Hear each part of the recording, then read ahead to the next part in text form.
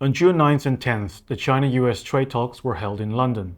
Trump claimed the US and China had reached a great deal, boasting we have everything we need and we're going to do very well with it, and hopefully they are too.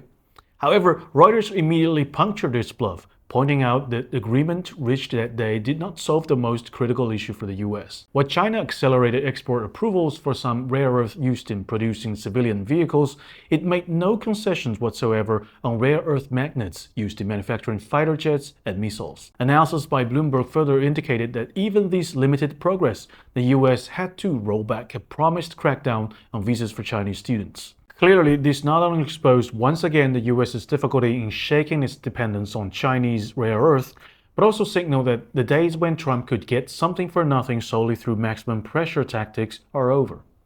Professor Tim Meyer said this is basically just a reset that's being packaged by the administration as a substantive agreement. It's possible in the future China may have a stronger hand. Trump's practice of making sweeping tariff threats but only to back down later has signaled to other world leaders even modest concessions can secure retreats. Investors have grown so used to the pattern they've adopted their acronym TACO, Trump always chickens out, to describe the phenomenon.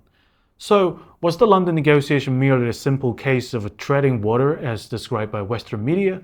Professor Wang Xiangsui, a Chinese strategist, pointed out that this is not a zero-sum game situation, but rather a multifaceted one simultaneously containing both positive signals and challenges.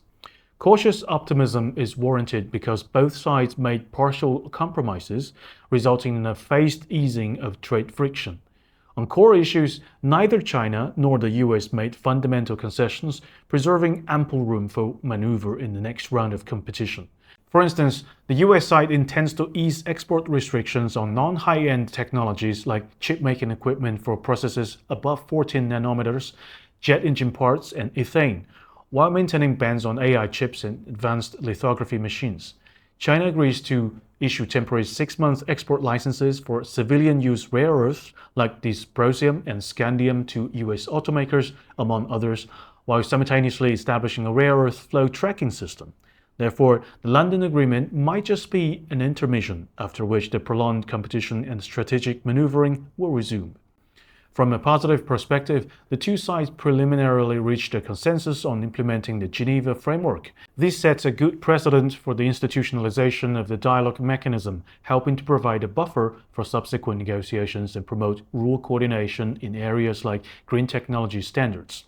Although this negotiation did not completely eliminate trade frictions risks, it established a pressure relief valve for China-US economic and trade relations. In the short term, this makes it possible for both sides to ease frictions through a strategy of flexible extensions. Long-term strategic competition, the focus will also shift to more constructive areas such as digital economy rules and global supply chain restructuring. Professor Wang further noted that from a broader macro perspective, this negotiation outcome is the result of mutual concessions made on each other's bottom lines. It serves as introductory lessons for the US government to understand Eastern wisdom. In Eastern philosophy, the essence of deal-making is cooperation. It is the foundation of all transactional art. Therefore, maintaining a cooperative attitude is a higher-level transactional art and is more conducive to reaching agreements than bluster.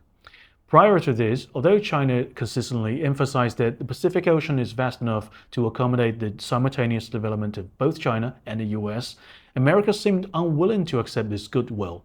Now, after 2 rounds of tug-of-war in the trade war negotiations, both sides, especially the US, have finally realized that neither can eliminate the other and are even temporarily interdependent. They can only jointly seek a balance of interests. Compared to Trump's self-proclaimed the art of the deal, which in practice embodies a Western negotiation tactic of zero-sum games, the Eastern wisdom encapsulated in concepts like harmony and diversity and building a community with a shared future for mankind clearly holds greater promise for steering China-US competition back onto a track of healthy rivalry. Thank you for watching this episode of Topics. I'm Chris. If you have any thoughts or comments, please leave them below and see you next time.